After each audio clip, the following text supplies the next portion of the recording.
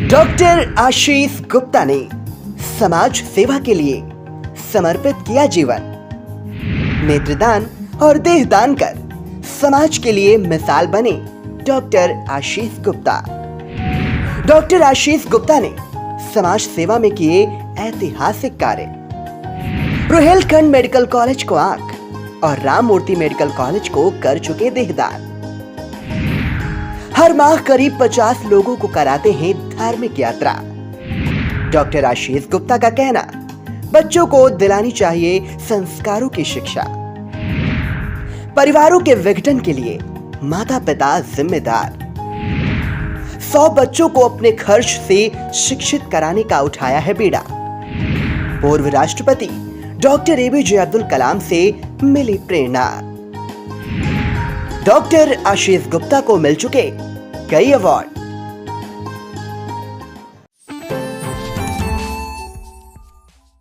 UP की खबरों का कल तक क्यों करें इंतजार?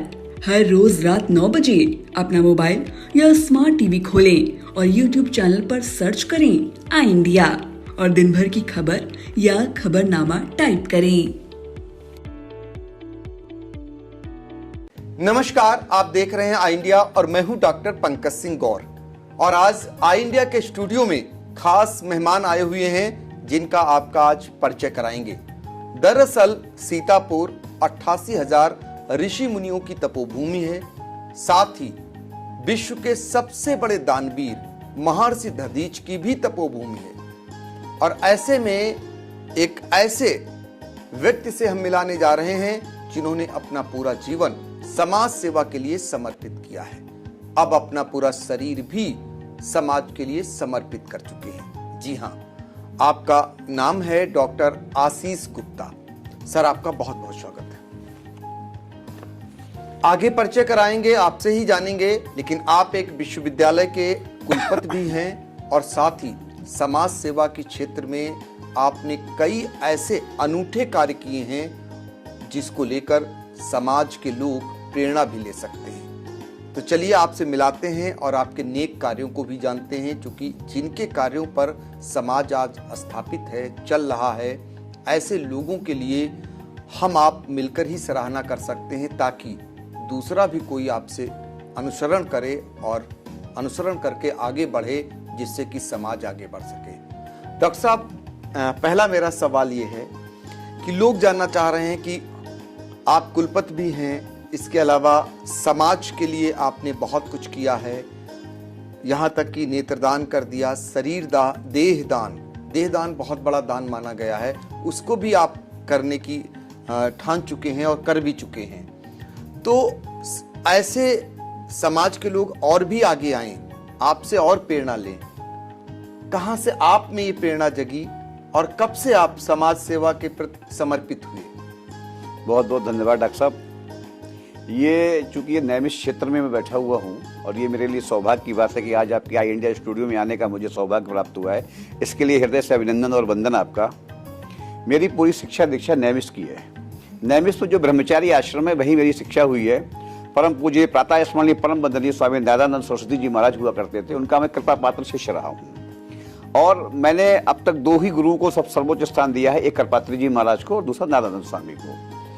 मेरी जो धर्म के क्षेत्र में, अध्यात्म के क्षेत्र की जो यात्रा है वो इन्हीं दोनों सदगुरु और मेरे पूज्य माता जी, पूज्य पिताजी के आशीर्वचन और उनके डीएनए के रूप में जो मुझे वंशागत मुझे मिला है उसी के अनुरूप में चल रहा हूँ। आदरणीय डॉक्टर साहब, व्यक्ति के साथ केवल उसके कर्म जाएंगे। मुझे लगता है व्यक्ति को अच्छे, सुंदर, आध्यात्मिक, धार्मिक के साथ सामाजिक कर्म करना चाहिए, क्योंकि न जीवन का भरोसा है न भौतिक जगत का भरोसा है। अनंत जन्मों की यात्रा रही है और पता नहीं आने वाले जन्मों में क्या होगा। जो कुछ लिया यहीं पर लिया, यहीं पर रहेगा, यहीं पर समाप्त हो जाएगा। हमारे साथ केवल हमारे कर्म जाएंगे। तो मुझे लगता है कि जो मैंने किया है वो प्रत्येक मनुष्य को करना चाहिए। मैंने अपने बॉडी के सारे पार्ट, सारे ऑर्गन्स डोनेट किए हैं। अपनी आंखें दोनों डोनेट की हैं। इवन मैंने जो रोहेलखंड विश्वविद्यालय है बरेली में, रोहेलखंड मेडिकल कॉलेज, उसी को दिया है। और राम मूर्ति मेडिकल कॉलेज को मैंने अपनी दोनों आंखें दी हैं। पूरा सर्टिफिकेट रिटर्न में मेरे पास है वहाँ का। डॉक्टर साहब, मैं आपको बताना चाहता हूं कि जब मैंने जो एक आंख एक व्यक्ति को दी जाए, मैंने रिटर्न में दिया है, दूसरी आंख दूसरे व्यक्ति को दिया जाए, एक गुर्दा एक व्यक्ति को दिया जाए, दूसरा गुर्दा दूसरे व्यक्ति को दिया जाए, एक ही व्यक्ति को सारी चीजें न दी जाएं। मैं चाहता हूं जो मैंने किया वो सब करें। अब समाज सेवा और अध्यात्म के क्षेत्र का सबसे बड़ा इसके पीछे एक बैकग्राउंड भी कह लीजिए कि मैं 3 भाई हूँ। भगवान ने खूब संपत्ति भी दी है, कोई कमी नहीं है किसी चीज की। पिताजी के जाने के बाद माताजी रही। माताजी भी जब ब्रह्मलीन हो गई, ब्रह्मलोक चली गई, तो मुझे लगा कि अब मुझे क्या करना चाहिए, क्या नहीं करना चाहिए। संसार से मन हटने लगा, अध्यात्म की तरफ मन भागने लगा, और फिर मैंने ऐसे ऐसे निर्णय लिए, और उन निर्णयों पर मैं आज भी चल रहा हूँ। मैं 4 आश्रम हैं, तो एक वृद्धा आश्रम, विकलांग आश्रम, गौ आश्रम, कुष्ठ आश्रम, इन सारे में दान करना। कुछ यात्राएं हर महीने की हैं, जैसे ब्रज की यात्रा पर करना, स्वयं तो करते ही हैं, साथ में 10-20-50 लोगों को ले जाना, मेहंदीपुर बालाजी की यात्रा करवाना, बनारस ले जाना, या इलाहाबाद संगम में स्नान करवाना। ऐसा मेरा रूट चार्ट बना हुआ है हर महीने का। कोशिश मेरी ये रहती है कि प्रत्येक मनुष्य खुश रहे। अब खुश कैसे होगा? देखिए, मैं बहुत छोटा सा उदाहरण आपको बताता हूं। जीवन बहुत छोटा है, पता नहीं कब बुलावा आ जाए। हम 1 लाख वर्ष की सोचते हैं, 1 करोड़ वर्ष की सोचते हैं, अरबों रुपए काउंटिंग करते हैं, मिलियन बिलियन की बात करते हैं, और हमें ये नहीं पता कि हम यहाँ से अपने घर पहुँच पाएंगे नहीं पहुँच पाएंगे। हमें ये नहीं पता है। हम कितना खाते हैं? दाल, चावल, रोटी। हमारे एक मकान है, उस मकान में 20 कमरे हैं, उस 20 कमरों के एक कमरा, उस एक कमरे का एक बेड, और उस बेड के एक कोने में तो हम सोते हैं जी। उस बेड के एक कोने में तो हम सोते। तो अनावश्यक भौतिक सुख से क्या फायदा? हमारे ऋषि मुनि, हमारे जो विशिष्ट आदरणीय वंदनीय लोग रहे हैं, वो सब जंगलों में रहे हैं, आश्रमों में रहे हैं, हिमालय में रहे हैं, और वो हमारे प्रेरणा स्रोत हैं, वो हमारे आदरणीय हैं। वो इसीलिए तो आदरणीय हैं क्योंकि उनको देख के हम अपना जीवन जिए। बिल्कुल, ये जीवन का सत्य है जो डॉक्टर साहब बता रहे हैं, यही जीवन का सत्य है। और जिसने इसको आत्मसात कर लिया, वो वाकई में क्या लेकर आए हैं और क्या लेकर जाएंगे, ये मानकर चल रहे हैं। और डॉक्टर साहब ने अपना पूरा जीवन, अपना पूरा शरीर समाज सेवा के लिए समर्पित कर एक मिसाल कायम की है। चूंकि नारदानंद आश्रम की आपकी शिक्षा दीक्षा है, तो संस्कार आने ही हैं, और उन्हीं संस्कार की बदौलत आज समाज को वो बहुत कुछ देने का मादा भी पाले हुए हैं और करते भी आ रहे हैं। डॉक्टर साहब, आपने बताया कि नैमिषारण्य में आपकी शिक्षा दीक्षा हुई, आप कुलपति भी हैं। ऐसे में आपको लगता है जो आज के कॉन्वेंट स्कूलों की शिक्षा है, तमाम अच्छे स्कूल आ गए जो अपने बच्चों को लोग पढ़ाना चाहते हैं, लेकिन संस्कार लगता नहीं गायब हो गए। देखिए, आपकी बात से डॉक्टर साहब मैं सहमत तो हूँ, लेकिन मुझे लगता है कि प्रत्येक बच्चे की प्रथम गुरु उसके माता पिता हैं, उसकी माँ है। कॉन्वेंट बहुत बाद में आता है, या अन्य जो विद्यालय हैं वो बहुत बाद में आते हैं। यदि हम अपने बच्चों को ये सिखाएंगे ये राम है, ये कृष्ण है, ये पिता है, ये माता है, ये गुरु है, ये आदरणीय है, पूजनीय है, सम्माननीय है, वंदनीय है, तो मुझे लगता है बच्चे के अंदर वो संस्कार आने चाहिए। तो जो कॉन्वेंट का निर्माण है वो बहुत बात का है। कॉन्वेंट से पहले जो प्रथम शिक्षा है वो हमारे घर की है। मैं आज जो विघटन की स्थिति आ रही है ना, विघटन के समाज में, घर घर में भाई अलग, बहन अलग, रिश्तेदार अलग, उसका भी पूर्ण जिम्मेदार हम उस माता पिता को देते हैं कि जो हमने, हमारी शिक्षा में कोई कमी रही होगी, हमारी दीक्षा में कोई कमी रही होगी, हमारी परवरिश में कोई कमी रही होगी, जो हम अपनी बहू को, अपनी बेटी को वो संस्कार नहीं दे पाए। यानी प्रथम पाठशाला माता पिता। यस, बिल्कुल 100%। माता पिता से ही सारी चीजों की शुरुआत होती है। और माता पिता तो, मैं तो चूंकि यहाँ बैठा वो नहीं बोलना चाहिए, आपके व्यक्तित्व, आपके जीवन का, आपके व्यक्तित्व, आपके जीवन का, आपके परिवार का भविष्य आपका बच्चा है। आपकी जो संस्कार रहे हैं, आपके जो संस्कार हैं और आपके जो संस्कार होंगे, आपका जो वर्तमान है, जो आपका पास्ट रहा है, उसका एक पिक्चर, उसका एक प्रतिबिंब आपका बच्चा है।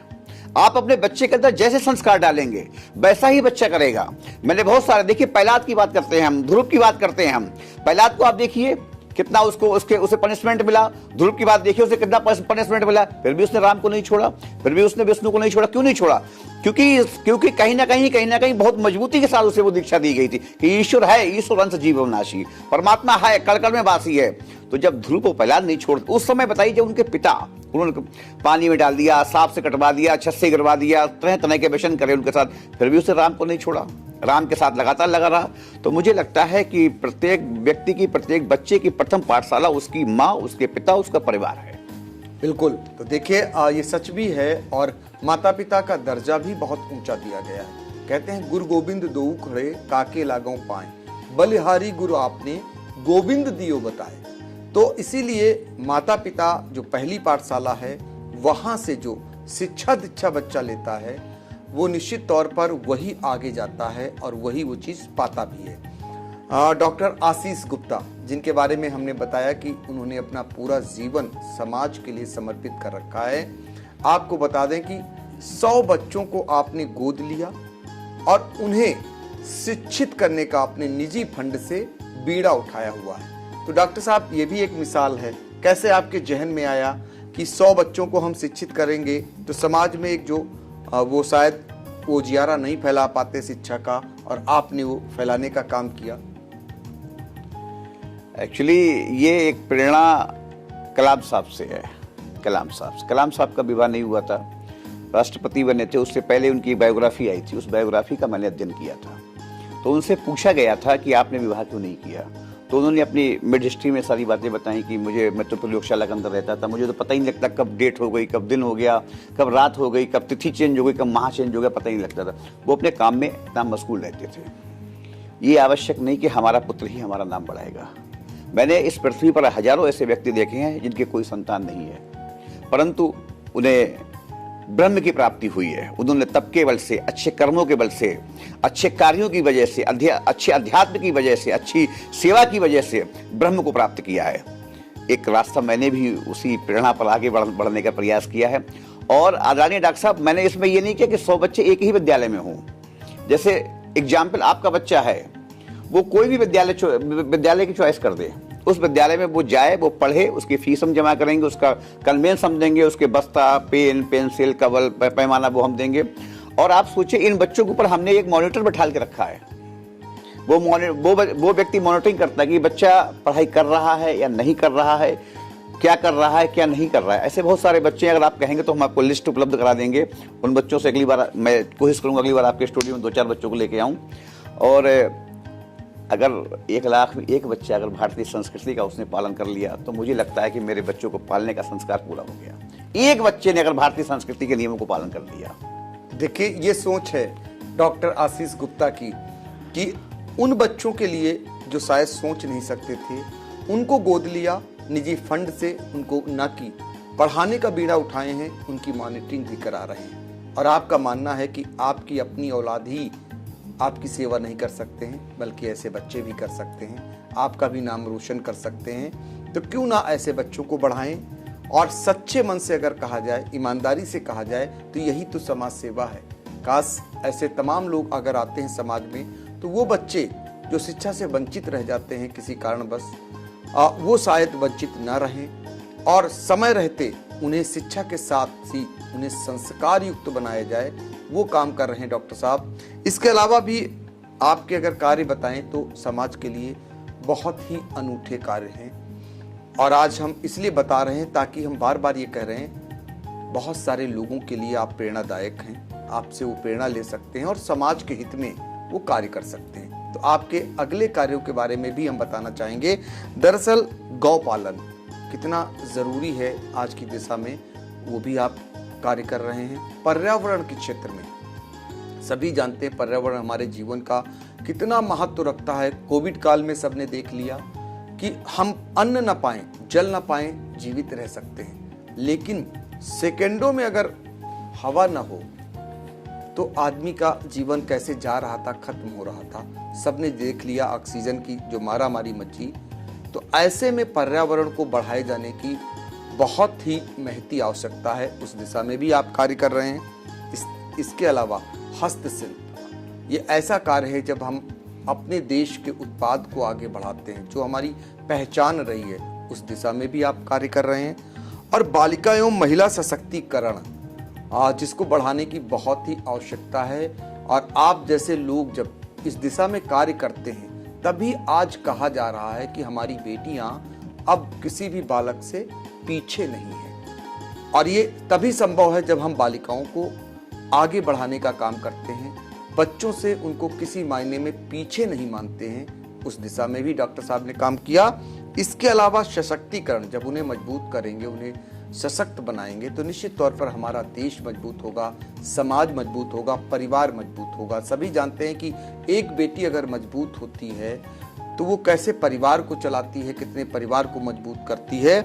और उपभोक्ता संरक्षण, दहेज रहित विवाह कानून बनने के बाद भी ये किसी से छिपा नहीं है कि आज भी दहेज के दानों आए दिन कोई न कोई घटना कर बैठते हैं। ऐसे में दहेज रहित विवाह कराना, उस बेटी को ब्याह कराना जो दहेज के कारण वंचित रह जाती है, दंश झेलती है, उस दिशा में भी आपका कार्य एक अनूठा है, सराहनीय है। तो डॉक्टर साहब, ये कुछ कार्य जो हमने आपके बारे में जाना और पढ़ा वो मेरे सामने आया, तो ये सब ऐसा कैसे संभव है? आप इतनी जिम्मेदारियों का निर्वहन वही उठा सकता है जो समाज के प्रति हमेशा समर्पित रहता हो। 2014 में कुंभ की त्रासदी हुई थी। उस कुंभ की त्रासदी में मैं वहां गया था, केदारनाथ। एक गांव में मैं पहुंचा। अक्सर एक प्रथा हमारे यहाँ, भारतीय प्रथा है कि जब कोई व्यक्ति खत्म हो जाता है तो उसके घर में पड़ोसी लोग, रिश्तेदार लोग, नाते लोग भोजन भेजते हैं। 10 दिन तक भोजन या 5 दिन तक भोजन भेजा जाता है, ऐसी प्रथा है। मैं वहां पहुंचा। एक महिला, उसका पति पानी में चला गया था, छोटा सा छप्पर टाइप का उसका मकान था। ये मेरी आप देखी घटना बता रहा हूं मैं आपको। हृदय कैसे चेंज होता है, परिवर्तित कैसे होता है, भाव कैसे चेंज होते हैं। उसका बड़ा बेटा बीमारी की वजह से मर गया। अड़ोस पड़ोस से थोड़ी सब्जी आई होगी। मैं जिस दिन पहुंचा था वहां पर, तो उसका जो छोटा, उस महिला का जो छोटा बेटा था वो बहुत बीमार था। मैंने जो मेरे पास आर्थिक सहायता थी, सामाजिक सहायता थी, या जो मैं सामान ले गया था, मैंने उस परिवार को दिया। एक दिन बाद फिर मैं दोबारा वहां पहुंचा तो इतने पैसे उनके पास नहीं थे कि वो अपने बेटे का इलाज करा सके, वो महिला। तो जब घर में पुड़ी उड़ी आई तो छोटी बच्ची थी 6-7 साल की, उनकी छोटी बेटी। वो छोटी बेटी को ये पता था कि जब भैया खत्म होगा तो पुड़ी आई है। कितना मार्मिक प्रसंग है ये। भैया खत्म हो गए हैं तो पुड़ी आई है। तो मैंने अपनी कानों से सुना है, वो लड़की अपनी माँ से कह रही है, अम्मा अम्मा जो घर को भैया कब मरी है, अम्मा जो घर को भैया कब मरी है, कब हम पुड़ी खाइए, कब पुड़ी आई है। सोचिए इस घटना ने मुझे हिला दिया, झकझोर दिया डॉक्टर साहब। मैं हिल गया। महीनों तक ये शब्द उस बच्चे के मेरे दिमाग में चलते रहे, महीनों। उसके बाद में फिर तो मैंने एक प्रण ले लिया कि मेरे पास जो कुछ भी है वो प्रभु का है। नर रूपी नारायण की सेवा करना ही मेरा मुख्य और प्रथम कर्तव्य है। आज भी सुबह 4:30 बजे मैं उठता हूँ, उससे लेकर रात के 9 बजे तक की जो भी दिनचर्या है वो 80% समाज को समर्पित है। प्रशासनिक कार्य हैं, सामाजिक कार्य हैं, राजनीतिक कार्य हैं, सबका निर्वहन करते हुए एक विश्वविद्यालय ने मुझे अपना कुलपति बना दिया, सुकरात विश्वविद्यालय ने। उस विश्वविद्यालय के भी सारे कार्यों का संपादन करता हूं। और एक नियम निकाल दिया है हमने अपने विश्वविद्यालय में, जो भी हमारे यहाँ लोग हैं 30% अपनी सैलरी का वेतन वो ऐसे लोगों को देंगे, 30%। और जो स्टूडेंट्स हैं हमारे यहाँ, अच्छे लोग जो हैं, अच्छे बच्चे हैं, उनका जो हमारा जो एडमिशन फार्म है उसमें लिखा हुआ है कि 10% आप डोनेट करेंगे। तो एक प्रथा डालने का प्रयास कर रहा हूँ डॉक्टर साहब मैं, कि प्रत्येक व्यक्ति 10%, 5%, 2%, जिसकी जो कैपेसिटी हो। यदि आपके पास 10 रुपए तो आप 1 रुपए दे दो, हम 2 रुपए लिए नहीं करें, 50 पैसे दे दो, लेकिन 2, जिससे नर रूपी नारायण की सेवा हो, समाज की सेवा हो। और डॉक्टर साहब प्रत्येक व्यक्ति को ये करना चाहिए। और बहुत अभी एक छोटा सा, मैं अभी अहमदाबाद गया था, वहाँ एक लोग मिले थे मुझे। मैंने तो बहुत पाप किए हैं, मैंने तो ये किया है, मेरा तो बिल्कुल पूजा मन नहीं लगता है। तो मैंने उन्हें समझाया कि भगवान बहुत दयालु है, ईश्वर बहुत दयालु है, ईश्वर आपके साथ है, आप क्यों परेशान हो रहे हैं, आप आज से सुधर जाइए। और आप तो सुधरे हुए हैं। मैंने उन्हें समझाने का प्रयास किया, अपनी बातों में उन्हें लेने का प्रयास किया, उनका माइंड परिवर्तित हुआ। आज वो एक छोटा सा व्यापार कर रहे हैं, वो मिट्टी के दिए बनाने का, अहमदाबाद में। रामचरितमानस में भी लिखा है कि कोट विप्रपत लागे जाहू, आवे शरण तजहि नहीं ताऊ, सन्मुख होय जीव मोय जबहि, जन्म कोटि अज्ञासक तबहि। पापवंत कर सहज सुबाहु, भजन मोर ते भाव न पाऊ। जो मैं दुष्ट हृदय सो हुई। देखिए भगवान कितने दयालु हैं। दुष्टता से दुष्टता रखने वाला व्यक्ति, जो मैं दुष्ट हृदय सो हुई, मोरे सन्मुख आवे सोई। और निर्मल मंजन सोई मोहि पावा, मोही कपट छल छिद्र न भावा। भेद लेन पटवा दर सीसा, तबहु न कछुबै हान कपीसा। जगमु सखा निसाचर जेते, लक्ष्मण हनैस निमिष महु तेते। अब देखिए कितनी बढ़िया बात है। जो सभीत यावा रघुराई, कितने आप सोचिए, जो सभीत मेरी शरण में आता है जी बिल्कुल। जो सभीत यावा से रखियो ताही प्राण की नाई। मैं उससे अपने प्राणों की तरह सजा कर रखता हूँ। भगवान कह रहे हैं सदा करहूं तिनकी रखवारी, जिमी बालक राकही महतारी। तो ऐसे प्रभु की सेवा करने का पुण्य सोचिए कितना बड़ा। मैं बहुत भाग्यशाली हूँ कि मेरे अंदर ऐसे संस्कार गुरु के हैं। इतनी सुंदर मातृभूमि पे सीतापुर जैसे महात्म जिले में, मुझे लगता है विश्व में इससे बड़ा कोई तीर्थ स्थल नहीं है। बिल्कुल। 84 लाख पुण्यों की, 84 लाख योनियों की, 84 लाख वर्गों की आप यात्रा कर लीजिए, पर जो यश, कीर्ति, लक्ष्मी, धन, विद्या आपको नैमिष में मिलेगा, सीतापुर की भूमि पर मिलेगा, वो आपको पूरी दुनिया में कहीं नहीं मिल सकता। क्योंकि सीतापुर की एक सबसे बड़ी विशेषता है, सीतापुर जिले की, ये नैमिष क्षेत्र की विशेषता, यहाँ 4 गुना मिलता है। पुण्य का 4 गुना और पाप का 4 गुना। हम यहाँ पुण्य करेंगे तो हमें 4 गुना मिलेगा, और पाप करेंगे तो 4 गुना मिलेगा। हमारे जो पितामह हैं, हमारे जो पूर्व पिता हैं, उन्होंने भी एक ही पुत्र मांगा था, लेकिन हुई है जाए 4 सुरपूपा, 4 पुत्र हुए उन्हें। रामचरितमानस में उल्लेख भी है, उल्लेख है। तीरथ वर नैमिष विख्यात था, अति पुनीत साधन सिद्धिदाता। तीर्थ बर, देखिए तीर्थों बर है नैमिष आपका बर है। बिल्कुल। तो ऐसी जगह मुझे डॉक्टर साहब रहने का सौभाग्य मिला है। और मैं आपके आई इंडिया माध्यम चैनल के माध्यम से और आपकी उपस्थिति में, चूंकि आपका बहुत नाम है, पूरी दुनिया में आपका नाम है डॉक्टर साहब, आप मुझे आज स्टूडियो बुलाए हैं। मैं आपके माध्यम से, आपके इस चैनल के माध्यम से, आपके इस इलेक्ट्रॉनिक मीडिया के माध्यम पूरी दुनिया से मैं ये अनुरोध करना चाहता हूं कि आप भी पुण्य करिए। आपके साथ केवल आपके पुण्य जाएंगे। नाहित को सुख दुख कर दाता, निजकृत कर्म भोग सब भ्राता। ना ही कोई किसी को सुख देता है, ना ही कोई किसी को दुख देता है।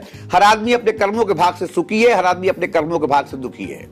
इसलिए अच्छे कर्म करिए, नर रूपी नारायण की सेवा करिए, समाज की जो आप कर पाए, जो कर पाए। हम ये नहीं करेंगे आप सुबह शाम तक करें, जो minute, 2 minute, 5 minute, 7 minute, 10 minute जो आपको मिले उसमें आप सेवा करिए, अच्छे कर्म करिए।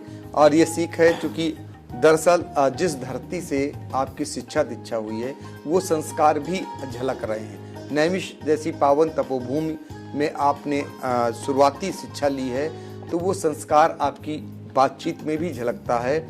आप कुलपति हैं, डॉक्टरेट की आपको उपाधि है, उसके बावजूद आप देख रहे हैं आपकी वाणी में कहीं ना कहीं वो संस्कार भी नजर आ रहे हैं। और समाज के लिए लोगों का आह्वान भी दिख रहा है कि समाज में आए हो तो समाज के लिए एक पल निकालिए और ईमानदारी से समाज के लिए समर्पित हो जाइए, और वो जो पुण्य होगा उसका आपको जरूर लाभ मिलेगा। और फिर नैमिष की धरती में, यहाँ तो आपने बता ही दिया कि यहाँ का पुण्य कुछ ज़्यादा ही मिलता है।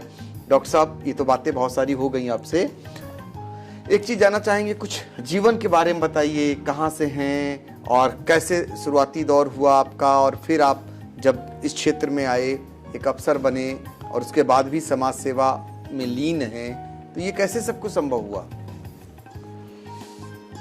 राजा वेणु की धरती, महाराज वेणु का नाम, महादानी राजा वेणु, परम दानी मोरध्वज जी, मैं उनकी धरती से हूँ, पीलीभीत। तो उस धरती से आप सोचिए, वहाँ भी दान की बहुत बड़ी लीला रही है। तो मुझे लगता है वही डीएनए हमारे अंदर है। हमें तो यही लग रहा है कि वही संस्कार, जो वातावरण में संस्कार है, वही हमें मिले हैं। और मैं बहुत भाग्यशाली हूँ कि नैमिष जैसी पीठ से मुझे पढ़ने का, रहने का, देखने का, समझने का, वेदों को, पुराणों को, शास्त्रों को, उपनिषदों को, संख्याओं को जानने का अवसर प्राप्त हुआ है। पीलीभीत में कस्बा है बीसलपुर, वहाँ मेरा जन्म हुआ था। मेरी दैनिक प्राथमिक शिक्षा वहीं से रही है। मेरी माता जी नैरानंद जी की शिष्या थी, पिताजी मेरे शिष्य थे उनके, और उन्होंने मुझे 4 साल 5 साल का जब मैं था यहाँ मुझे भेज दिया था। तो मैंने, चूँकि वो ब्राह्मण विद्यालय था, मैं आपको बताऊँ, और वहाँ ब्राह्मण के अलावा दूसरा कोई बच्चा पढ़ नहीं सकता था। उस समय ऐसी रीति रही होगी। तो लेकिन पूज्य गुरुदेव भगवान ने मेरा, उसमें विवेकानंद जी इंचार्ज थे वहाँ के, स्वामी नारायण के बाद विवेकानंद आए थे। तो विवेकानंद जी ने मेरा एडमिशन कराया वहाँ पर, और मैं बहुत लंबे समय तक मेरी वहीं प्रथमा द्वितीय आचार्य जो होता है भाई, शिक्षा वहाँ से ली। और शिक्षा लेने के बाद फिर मैं कुछ समय तक मतलब जिसे कहते हैं छोटे छोटे काम करके अपने जीवन को जीना, वैसे किए। और एक उच्च शिक्षा को प्राप्त किया, हाई स्कूल किया, इंटर किया, बीएससी की, एमएससी की, पीएचडी की, ये सब किया। उसके बाद कई यूनिवर्सिटियों से मुझे डॉक्टरेट प्राप्त है, 2 फॉरेन की मुझे डॉक्टरेट हैं। और आपके डॉक्टर साहब, आप तो, मैं तो ये कहूँ, मुझे नहीं बोलना चाहिए, बड़ी चीज़ है। लगभग 5 कंट्रियों से मुझे अवार्ड्स मिले, 5 कंट्रियों से, और भारतवर्ष के विभिन्न विभिन्न जगहों से 1300 से अधिक सम्मान मुझे मिले हैं। लेकिन ये सम्मान नहीं चाहता हूँ मैं, ये सब चीज़ें बेकार की हैं, ये सब चीज़ें, सम्मान और ये सब चीज़ें ही रह जाएंगी। डॉक्टर साहब, मुझे मज़ा कब आता है मालूम है? जब मैं किसी के कान में मशीन लगाता हूँ, जब मैं उससे मशीन डोनेट करता हूँ और हम उससे पूछते हैं ना, बाबा आज कैसा खाना खाए हो तुम, बताओ। तो जब वो कहता है भैया दाल खाए हैं, दाल, मशीन लगने के बाद तेज बोलता है ना, तो भैया दाल खाए हैं, आज रोटी ना खाए हो का, तो रोटी खाए हैं भाई, खाए लाला रोटी खाए हैं। तो मुझे बहुत प्रसन्नता होती है कि वाह, मेरे कान की मशीन साकार हो गई।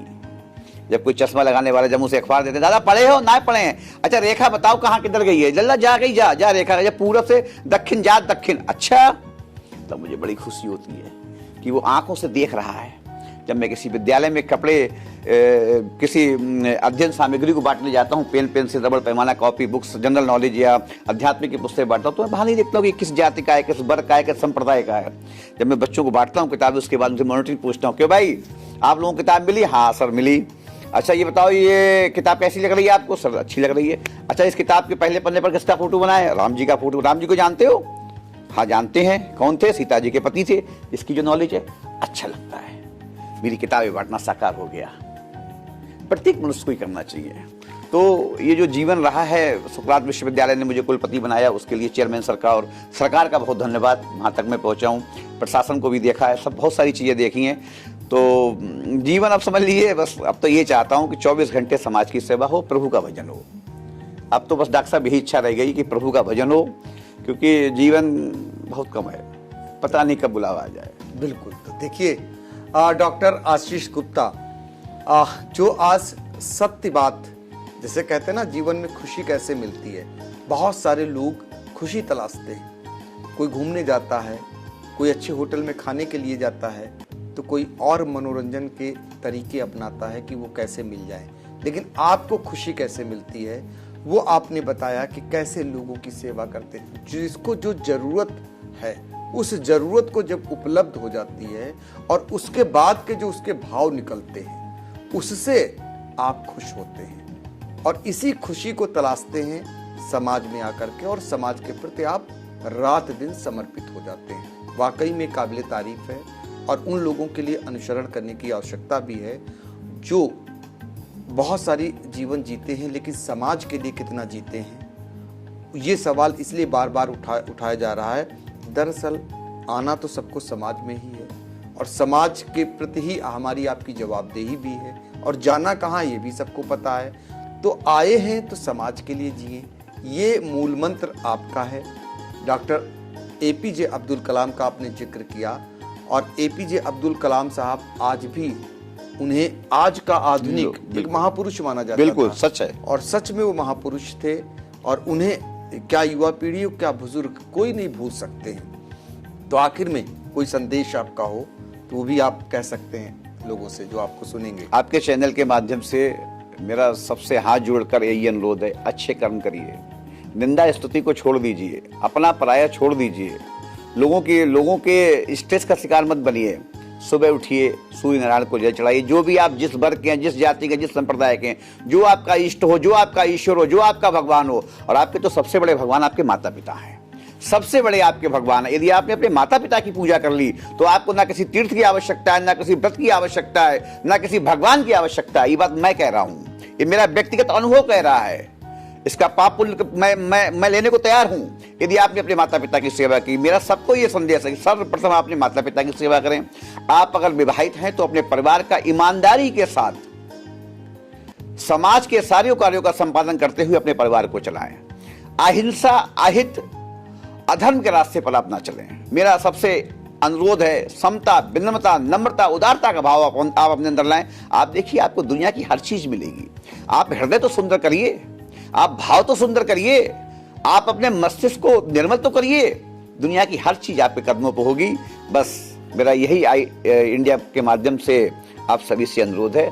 जी डॉक्टर साहब। बिल्कुल डॉक्टर आशीष गुप्ता जो आपसे अपील भी कर रहे हैं। दरअसल हमने पहले भी बताया आपको कि आपने अपना पूरा जीवन समाज सेवा के लिए समर्पित कर रखा है, शरीर भी समाज के लिए समर्पित कर दिया है, क्योंकि उन्हें सत्य पता है कि ये शरीर किसके काम आने वाला है और उस शरीर को भी जो है अभी से उन्होंने उनके लिए समर्पित कर दिया है, जिनकी आवश्यकता भविष्य में रहेगी। तो वाकई में आप समाज के लिए एक प्रेरणा स्रोत भी हैं और एक हमारी तरफ से आप पूजनीय भी हैं। आपको बार बार नमस्कार और सर अपेक्षा करेंगे अगली बार जब भी आएंगे फिर से एक बार हम लोग कुछ नया करने की कोशिश करेंगे। बिल्कुल, बहुत बहुत धन्यवाद सर। प्रणाम।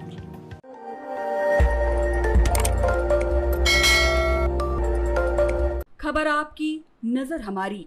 देखते रहिए आई इंडिया।